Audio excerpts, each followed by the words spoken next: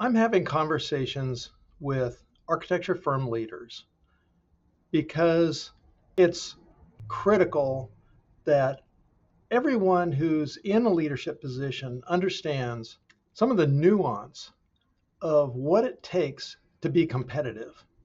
I've been in architecture for 40 years. I've owned architecture firms with employees. I've managed architecture firms as well.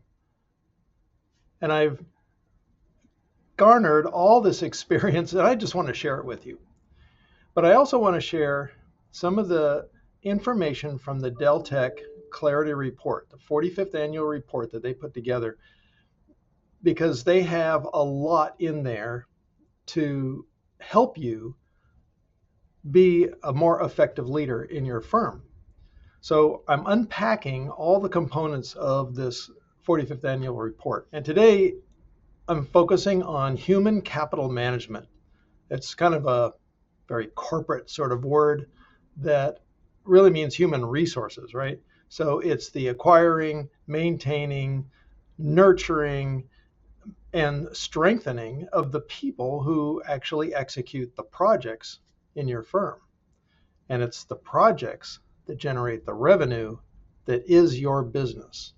So the people are the key component. I heard it once described as, we don't have inventory, but we often bill for our time and we manage projects keeping track of time. So the time, though, is the people.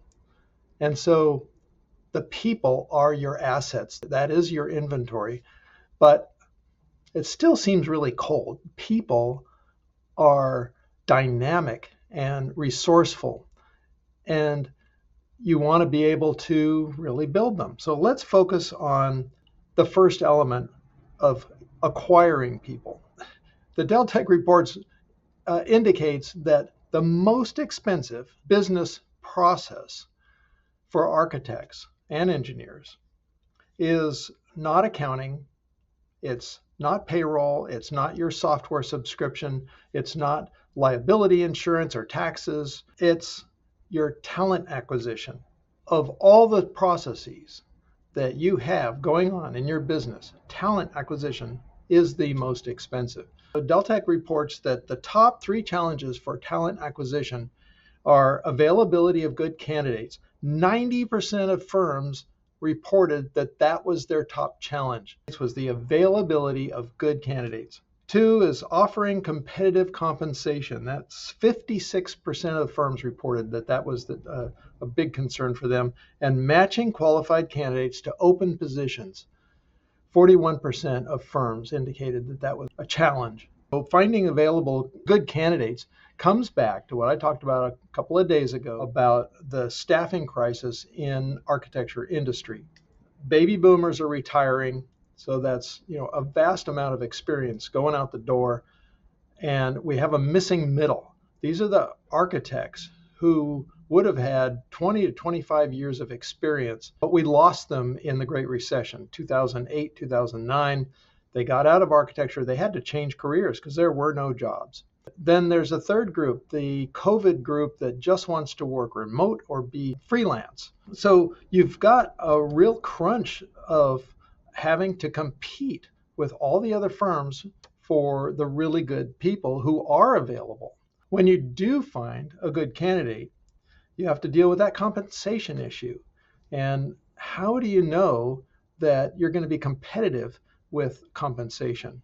Well, it's more than salary. That's the key thing. So what you can do is focus on the baseline things like matching retirement and health insurance. Those are expected. Those aren't bennies anymore. Those are just expected. How do you go beyond that? Well, what are your competitors offering? This is something that Deltek also indicates that firms are putting these initiatives forward to make their talent acquisition more successful. That is employee trained development. 65% of firms are putting together employee training and development programs or buying those programs. And 56% said that they were building a visible career path. 41% said improved manager-employee communications through mentoring. So a clear mentoring program that is designed to help them on a regular basis. Open communication lines. Offer training for leadership growth. That covers both the visible career path issue and employee training. So you kind of bundle that together. What does that tell the candidate when you offer that? It says to them that you care about them, for one thing. And the other thing is that you have a strategic plan for how to deal with the future of your firm. And they see that as a sense of security in the functioning and future of your firm. It tells them, too, that you have maybe a better market position, you have a more positive future outlook. It's a buyer's market, it's the employee's market. So you've got to dig in and focus on how you can serve them better. Offer training geared for leadership growth. That covers everything.